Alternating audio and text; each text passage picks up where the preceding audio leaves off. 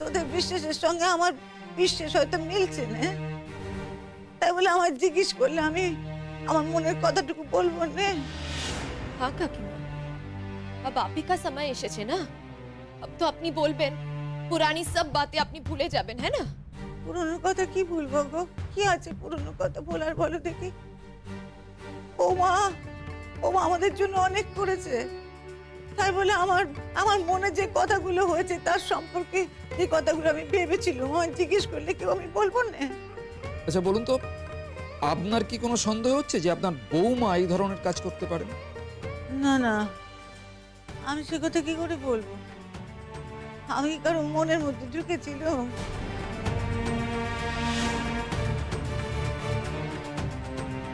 সে কথা তো আমি জানি না। না, তবু বলছি, আপনি তো এতদিন ধরে আপনার বৌমার সঙ্গে সংসার করছেন, আপনার কি মনে হয় যে উনি এই ধরনের কাজ করতে পারেন?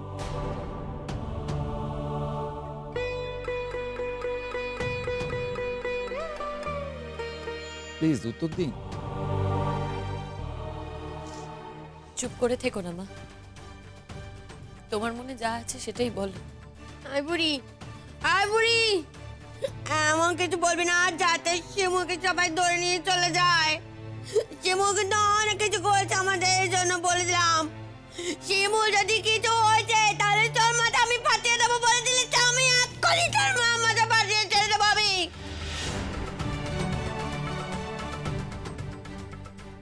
জেঠিমণি, তোমার কথার উপর এখন অনেক কিছু নির্ভর করছে, কিন্তু রাগের বশে দয়া করে এমন কিচ্ছু বলো না যেটাতে বৌদি ভাইয়ের জীবনটা নষ্ট হয়ে যায়। দিদি যা বলবে বুঝে বলবে কিন্তু।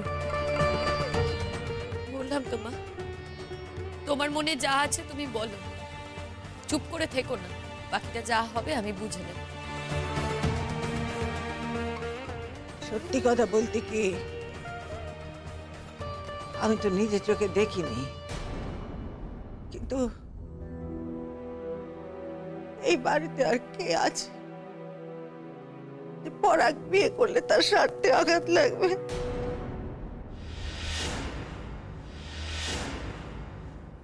একমাত্র বৌমা, যার স্বার্থে আঘাত লাগলেও লাগতে পারে। সে করেছে আমি বলছি না, কিন্তু কি জানি হিংসের বশে মানুষ কি করতে পারে আর কি করতে পারে না আমি তো জানি না। সে করেছে আমি বলছি না, কিন্তু করতেও পারে।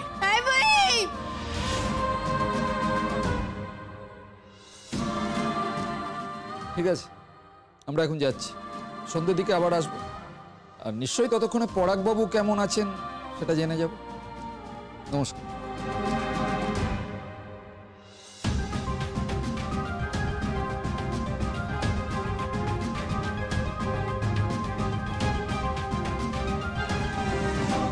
সাবধানে সাবধানে সাবধানে। আচ্ছা আচ্ছা দেখুন না, আমার দাদা না হঠাৎ করে প্রচন্ড অসুস্থ হয়ে পড়েছে, খানিকক্ষণ পরেই ওর গায়ে হলুদ। আপনারা এখানে কে ডাক্তারবাবু আছে? একটু ডাকুন না, একটু প্লিজ দেখুন না একটু প্লিজ। আমি ওর হবু বউ, আমার সঙ্গে ওর আজ বিয়ের কথা ছিল, আজকে ওদের বিয়ের দিন, দেখুন না কি হলো। কে আছে একটু ডাকুন না আপনাদের এখানে। আপনারা ঠিক করে না বললে আমি বুঝবো কি করে কি হয়েছে বলুন। আমি বলছি হঠাৎ না আমি ওর ঘরে গিয়ে দেখি অজ্ঞান হয়ে পড়ে আছে, কে যেন ওকে বিষ খাইয়ে দিয়েছে। আপনারা দেখুন না প্লিজ, একটু তাড়াতাড়ি করুন না। কে বিষ খাইয়ে দিয়েছে মানে? না জেনে না শুনে না দেখে কথা বলছো কেন পলাশ? অদ্ভুত, বিষ খাইয়েছে না কি হয়েছে সেটা তো ডাক্তারবাবু দেখে বলবেন, আলটপকাত কমেন্ট করছো। এতটা শিওর হয়ে যে কথাটা কি করে বলছো বুঝতে পারছি না। শোনো, একদম বাজে কথা বলবে না বিপাশা বৌদি। তুমি জানো না ডাক্তারবাবু এসে বলে গেলেন যে ওকে বিষ খাওয়ানো হয়েছে। টেস্ট হয়নি এখনো, ডাক্তারবাবু টেস্ট করবেন, টেস্ট করে কনফার্ম করবেন, তারপর আসল সত্যিটা জানা যাবে। তাহলে অজ্ঞান হয়ে আছে কেন বলো শুনি? এমনি এমনি ছেলেটা অজ্ঞান হয়ে গেছে? আরে বাবা, অজ্ঞান হওয়ার পেছনে তো অনেক কারণ থাকতে পারে। দাঁড়ান না, আগে দেখুন ডাক্তারবাবু কি বলেন টেস্ট করে। आप लोग देखिए ना, इसको इमरजेंसी में ले जाना पड़ेगा। कब से सेंसलेस হয়ে আছে, अभी तक सेंस আসেনি। हाँ, একটা লোকাল ডক্টর এসেছিল, উনি বলেছেন কি ওর শরীর में পয়জন থাকতে পারে। না, থাকতে পারে না বলেছে, বিষ আছে। হ্যাঁ দেখুন, উনি শুধু এমনি দেখে ক্লিনিক্যালি বলেছেন। আপনাদের টেস্ট করে দেখতে হবে যে বিষটা আছে কিনা।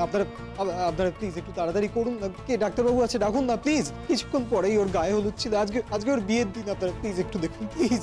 Please please please do something. দেখুন অনেকক্ষণ ধরে অজ্ঞান হয়ে পড়ে আছে। একটা মানুষ এতক্ষণ ধরে অজ্ঞান হয়ে পড়ে আছে, ওর শরীরের জন্য ভালো না। প্লিজ কিছু করুন, একটু দেখুন না কিভাবে কি করা যায় প্লিজ। এই তুমি একদম চুপ করে থাকো। দরদ একেবারে উতলে উঠছে না। তোমাকে অনেকবার বলেছিলাম আমার দাদার ধারে কাছে আসবে না। এই শোনো, তোমার কথা আমি আসবো না নাকি? হ্যাঁ, চুপ করে থাকবে। আমি যদি একটা লোককে চিনি, সে অসুস্থ হয়ে পড়েছে, আমার চেনা লোক হলে আমি এখানে আসবো। চুপ করে থাকো একদম। আচ্ছা আপনারা দেখুন না কি ব্যবস্থা করেছে, একটু দেখুন না। আরে বসতে দে তোর প্রোডাক্টটাকে বসতে দে। এই তুমি এখানে জেলি কেন হাসপাতালের মধ্যে? শুনি আমি একটু। তো ডাক্তারবাবু উঠতে পড়ছে, শুনতে পারলি না ডাক্তারবাবু কি বললো? ডাক্তারবাবুকে আগে দেখতে দে। হ্যাঁ, ঢং আর আরম্ভ করেছে। তুই এইভাবে কান্নাকাটি করলে সবাই শিমুকে দোষী করবে, সেটুকু বুদ্ধি নেই তোর মাথায়? বলে দাই কথা করে একটা। তোর ছেলে মরে গেছে তোর ছেলে। আচ্ছা কি আশ্চর্য, তোমরা কি এখন নিজেদের মধ্যে ঝগড়া করবে নাকি? হ্যাঁ ও দিদি, একটু ধৈর্য ধরো দিদি, শান্ত হও, একটু ধৈর্য ধরো। দেখো না ডাক্তাররা কি বলে, এখনই এত কান্নাকাটি করো না।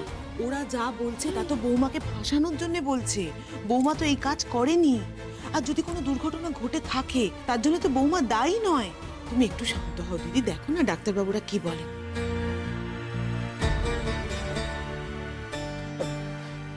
আস্তে আস্তে আস্তে আস্তে আস্তে দেখে নিয়ে যান। তুমি একটু যাও। আপনাদের মধ্যে কেউ আমি যাচ্ছি। আচ্ছা বলছি শোনো না, তুমি একটু এখানে থাকো, আমি ওদিকটা যাচ্ছি না। হ্যাঁ না, তোদের এরকম ফেলে আমি কি করে যাই বল? তোদের এই দুরবস্থা। আমি তো এসেছিলাম বিয়েতে থাকবো বলে, বিয়ে তো তার থাকা হচ্ছে না, এখন হসপিটালে দাঁড়িয়ে আছি। প্লিজ একটু এদিকটা দেখো, আমি ওদিক থেকে যা তুই যা দেখ ডাক্তার। কি দুর্ভোগ, ছেলেটাকে আগে প্রাণে বাঁচা বাবা। ছি ছি ছি ছি। আমি ছেড়ে দেব না আমি কেস করব আমি। যে আমার এত বড় ক্ষতি করেছে আমি তাকে কিছুতেই ছাড়বো না, কিছুতেই না। আস্তে, এখানে এত চিৎকার চেঁচামেচি করো না। এখন যদি চিৎকার চেঁচামেচি না করি তাহলে কখন করবো বাবা? তোমার কি মনে হয় যে আমার এত বড় সর্বনাশ করেছে আমি তাকে ক্ষমা করে দেব? আমাদের না আগে ভাবা উচিত ছিল, জানো তো, আমাদের আগে ভাবা দরকার ছিল যে যে বাড়িতে এখনো অবধি পুরনো বউ আছে সে বাড়িতে আমরা এই মুহূর্তে আমাদের মেয়েটাকে পাঠাবো কি। তুমি এরকম বোকামিটা কি করে করলে? তুমি তো পরাগকে বলতে পারতে ওই মেয়েটা যতক্ষণ এখানে আছে ততক্ষণ আমি এই বাড়িতে আসবো না।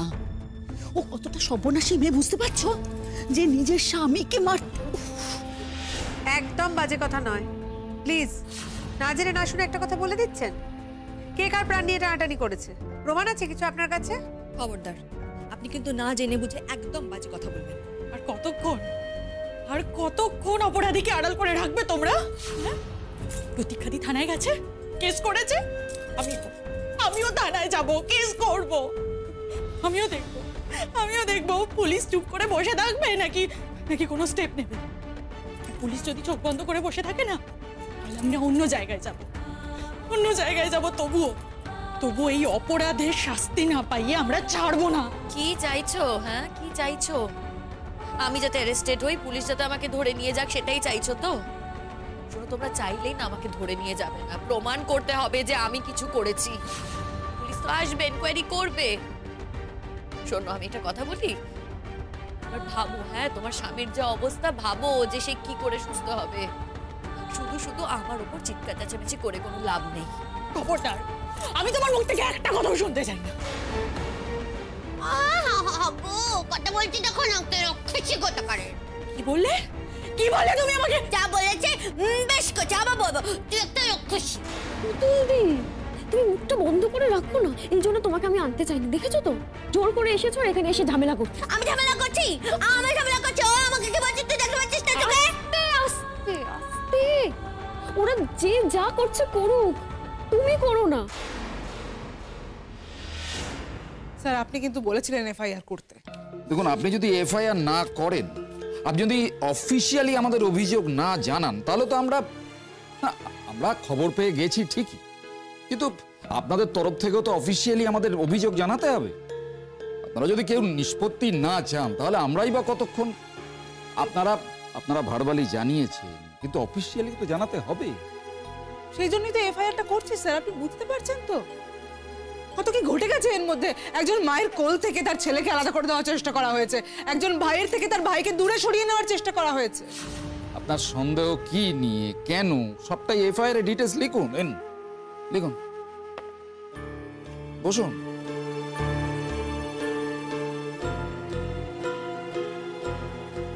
স্যারের বিচার কিন্তু আপনাকে করতেই হবে। একজন বাইরের মেয়ে এসে বাড়ির ছেলেটাকে শেষ করে দেবে। এখন যে সে কি অবস্থায় আছে আমরা জানি না। হসপিটালে গেছে ঠিকই, ওর ভাই নিয়ে গেছে, কিন্তু শেষ পর্যন্ত ওকে বাঁচানো যাবে কিনা সেটা নিয়েই আমরা এখন চিন্তায় আছি স্যার। আপনি ভাবতে পারছেন স্যার, যে মেয়েটার সাথে বিয়ে সেই মেয়েটাকে আমি আগে থেকে চিনি। আমি তো মুখ দেখাতে পারবো না স্যার। আমি এফআইআর করছি, আপনারা কিন্তু অ্যারেস্ট করবেন। আপনি আপনার কাজটা করুন, আমি নিশ্চয়ই আমার কাজটা করব। একটা বিয়ে বাড়ি স্যার, এত আনন্দ, এত আয়োজন, এত উৎসব, এত লোকজন আসার কথা, শেষমেশ সব শেষ হয়ে গেল স্যার। কেন? ওই একটা মানুষের জন্য। ওর যদি আপত্তি থাকতো তাহলে তো আগে থেকে বলতে পারতো। ডিভোর্স হওয়ার পরে তো এই কথাগুলো বলার বা এই ধরনের কাজগুলো করার কোনো মানে হয় না। এখন তো ওর আপত্তি কেউ মানবে না, না স্যার? আমি তো শুনলাম, একই কথা বারবার বলছেন। আপনি এফআইআরটা করুন।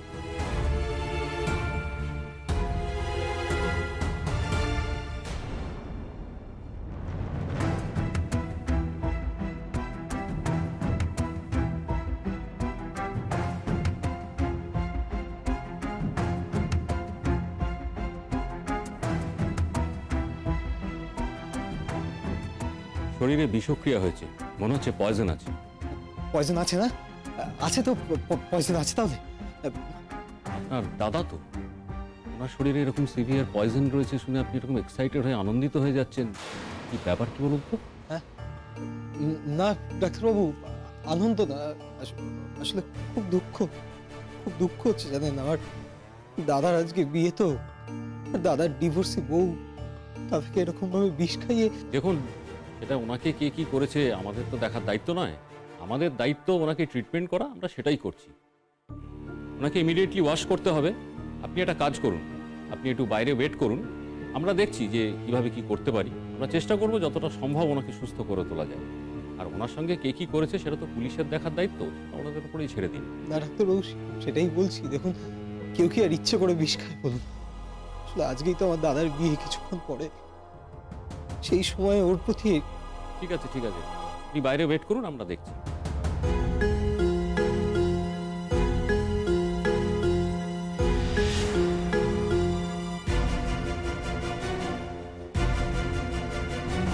স্যার, আমরা বারণ করেছিলাম মেয়েটাকে হসপিটালে যেতে, কিন্তু আমার ধারণা মেয়েটা হসপিটালে যাবে।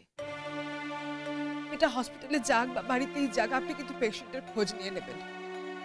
দেখুন, ডাক্তারবাবু নিশ্চয়ই বলবেন যে পয়জন আছে।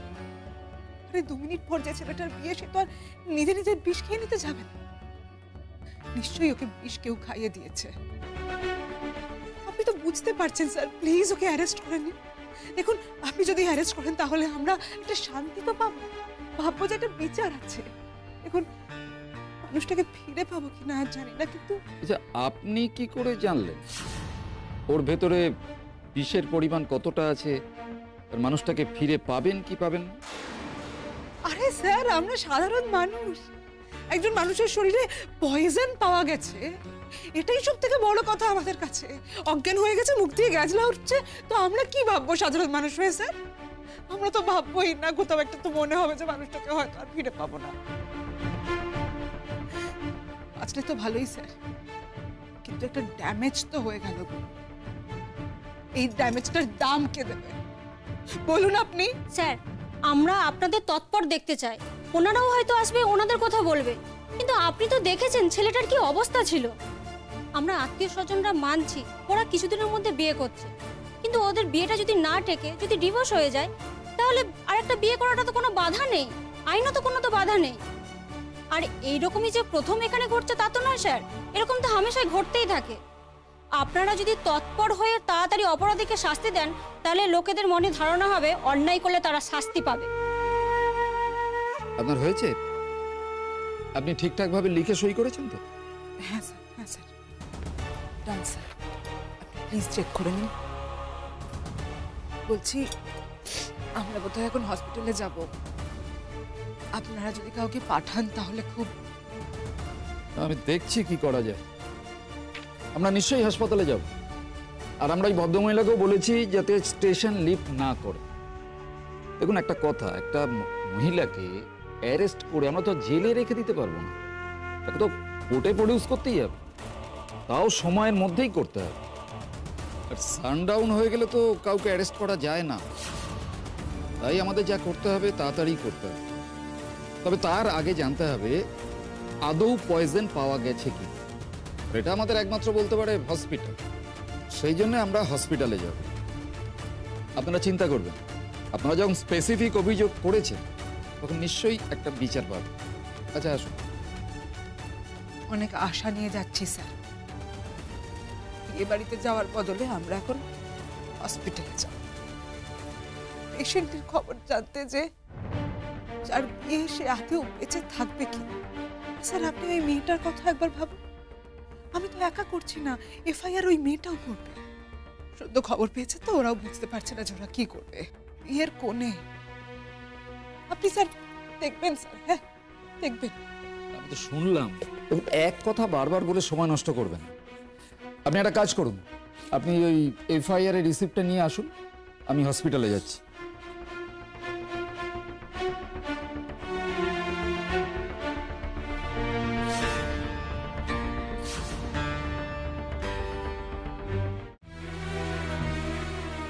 কাকিমা এখনই এত কান্নাকাটি করো না, আগে থেকে একটু ধৈর্য ধরো না, দেখো না ডাক্তাররা কি বলেন।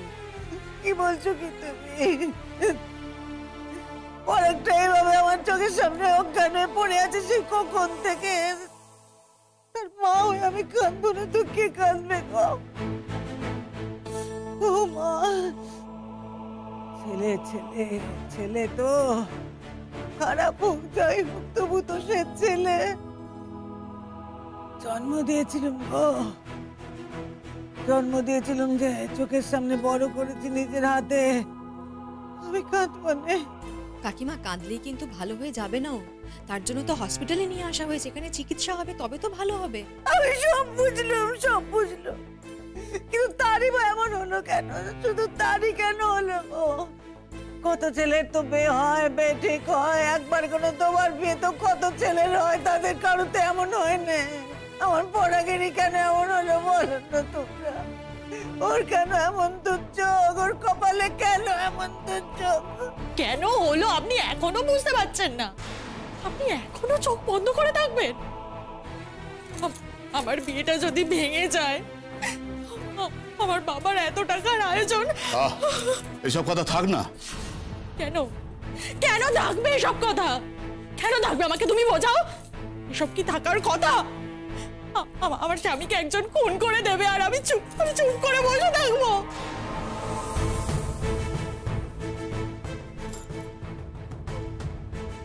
তোমাকে তো আমি তখনই বললাম এখানে নয়, সে তুমি থানায় যাও।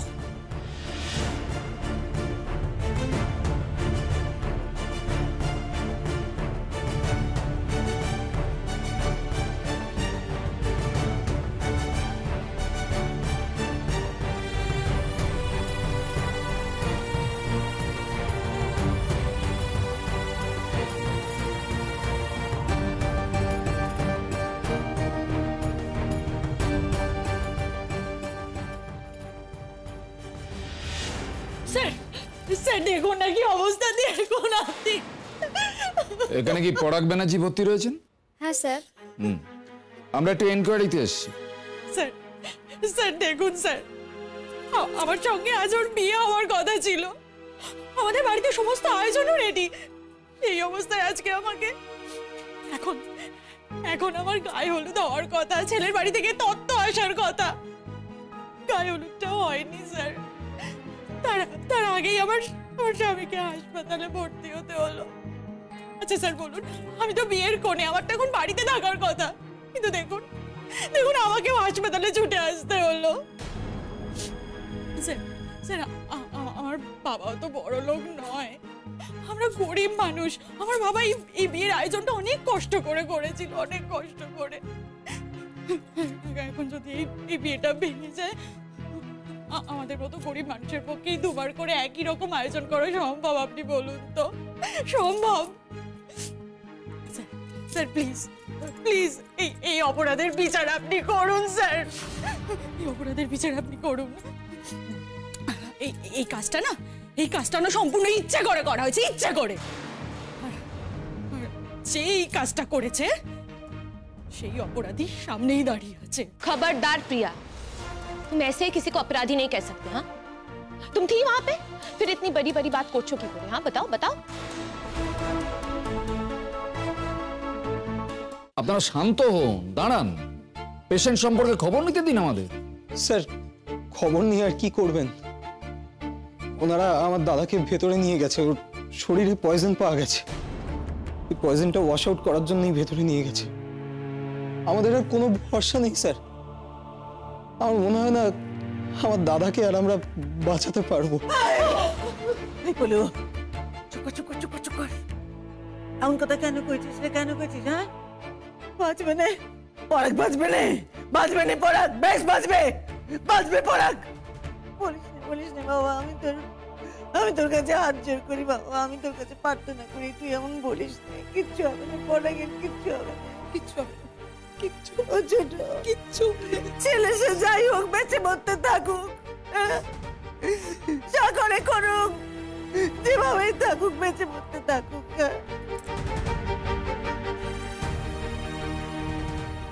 জীবনটাই তো সব, জীবনটা যদি থাকে তবে তো বাকি সব কিছু, আর জীবন যদি না থাকে তাহলে কার বিরুদ্ধে কি হবে যজ্ঞ? কিচ্ছু নেই, কিচ্ছু নেই, কিচ্ছু হবে না, কিচ্ছু হবে না। ঠিক আছে বৌমা গো, দেখলে তো ছেলেটা আমার কেমন দু চোখের বিষ হয়ে গিয়েছিল গো, তোমার কাছেও দেখো এখন।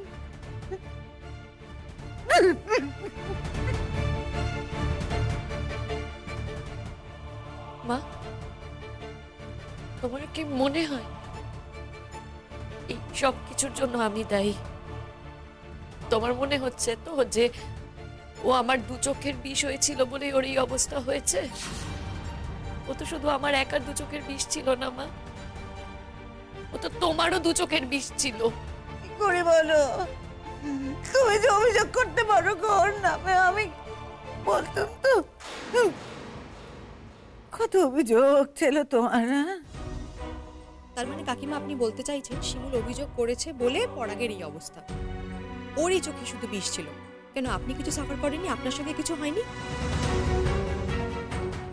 আজকে একটা মেয়ে একা পড়ে গেছে, কোথায় আপনি ওর পাশে থাকবেন তা না করে ওকে একা ফেলে দিচ্ছেন।